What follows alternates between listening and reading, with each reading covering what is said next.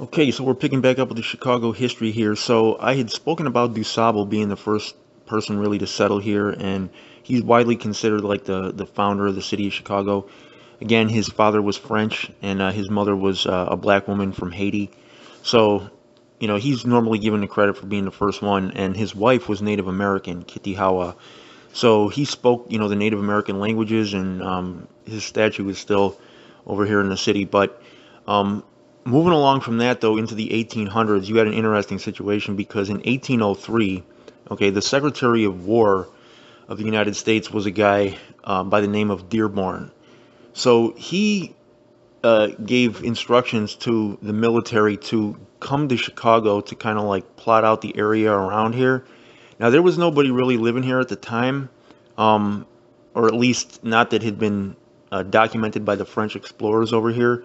There were Native Americans like in the area, but as far as like a permanent settlement, anything resembling a village or anything like that around in what is now properly the city of Chicago, there's not really anything documented like that. Even though archaeologists have found Native American villages from way previously to when the Europeans came here.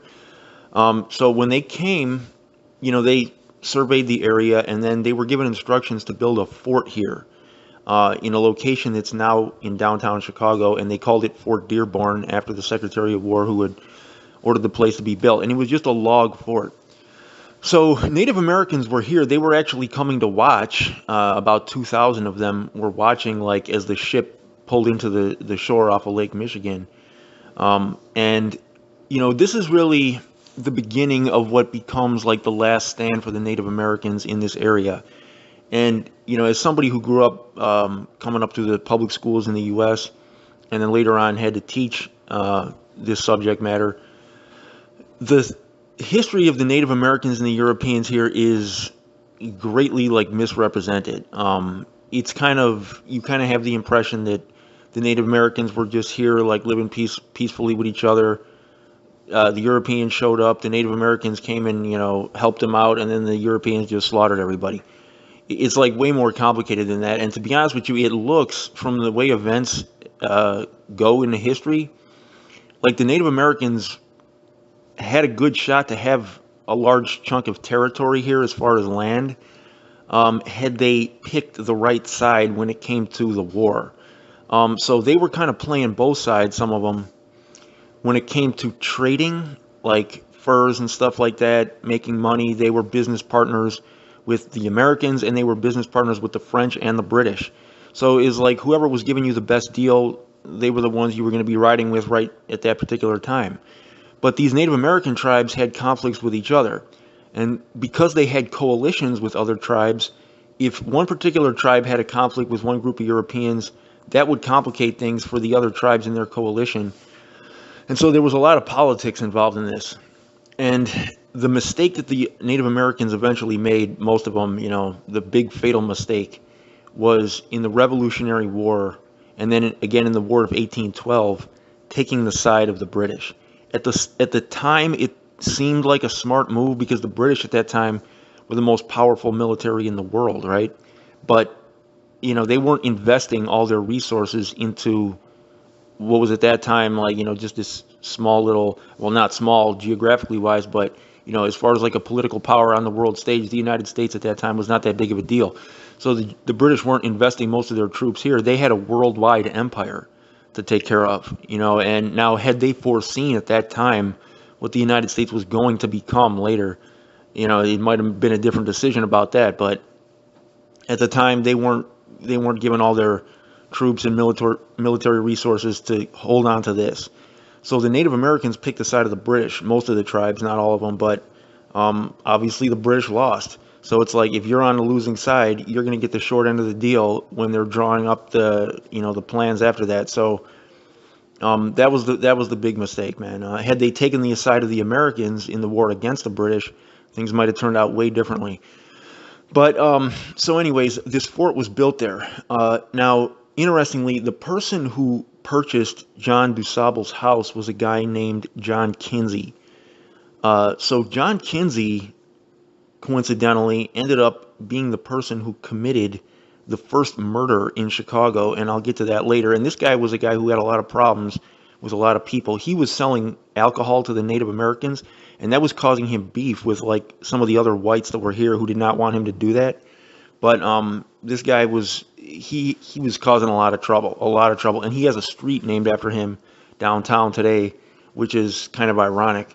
But anyway, so this fort was built, and then when the War of 1812 broke out, the people who were commanding the fort ordered that the people were going to abandon the fort and leave to, go to a safer spot or whatever.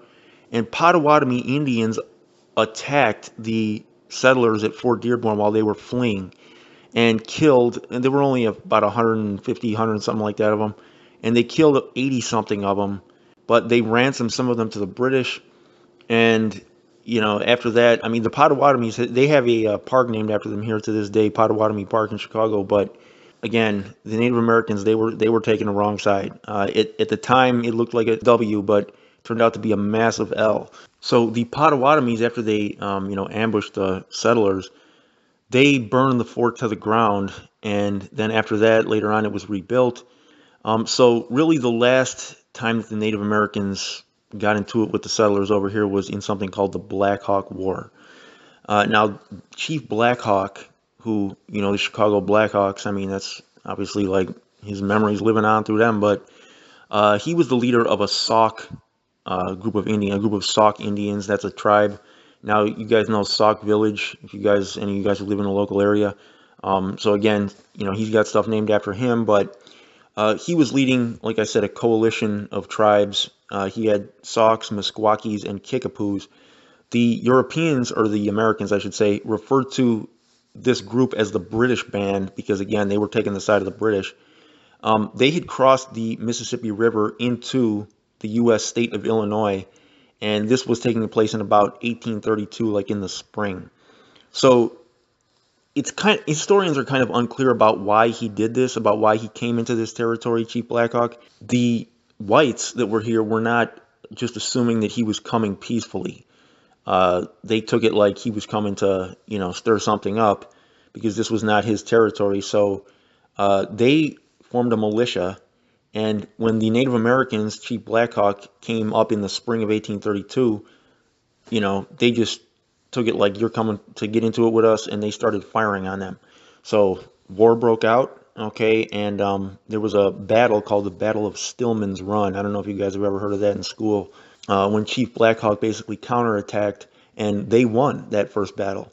Well, after that, he kind of went north into Wisconsin, and the Americans pursued him over there after that. So as the Americans were pursuing Chief Blackhawk, though, up to Wisconsin, the Native Americans that were back here found all of the forts that the Americans had left in order to go after Chief Blackhawk. They found those forts abandoned. So they started raiding all those forts. So anyways, the militia that went after Chief Blackhawk, they eventually caught them, and they fought a battle called the Battle of Wisconsin Heights, and they won that battle. The Americans did. So they were still, they still survived, though, after that battle. They weren't completely wiped out, but they were extremely weakened. And then there was a final last battle called the Battle of Bad Axe, in which the Americans killed or captured most of the remaining Native Americans from Chief Blackhawk's band. And Blackhawk escaped personally, but he later surrendered, and he was locked up. And that, interestingly, was the conflict in which eventual President Abraham Lincoln gained his military experience. That was the war that he took part in. But historians say that he didn't fight at all in it. So I don't know what he was doing, just, helping out or whatever. But they say that he did not actually take part in the bloodshed. And another person who was coincidentally and very ironically also fighting, or not fighting, but participating with Abraham Lincoln in that conflict on his side was Jefferson Davis, the eventual leader of the Confederacy, okay, who caused Abraham Lincoln a big problem, right, later on in American history, okay. Very ironic. It's a small world, and, it's crazy how things work out.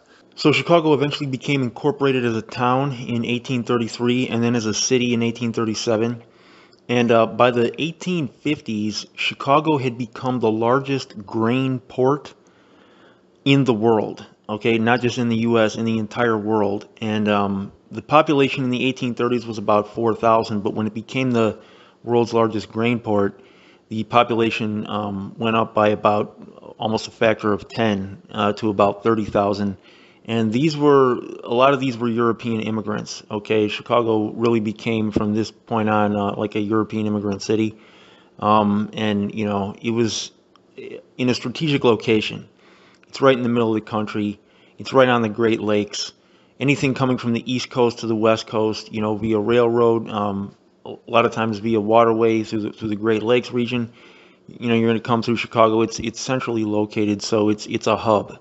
You know what I'm saying? And that has contributed to a lot of the good and bad aspects of its history. But we're going to keep going in the next episode, man. If any of you guys have any specific requests about, more or less well-known episodes in Chicago's history, you can leave those in the comment section. I've been covering like the big stuff so far, but I'm going to try to get to some more individual stories of individual people, because that's really how history, that's really how a person gets a really accurate view of history, I feel like, of a particular time period. This is your boy Winnie City Report. I'm out.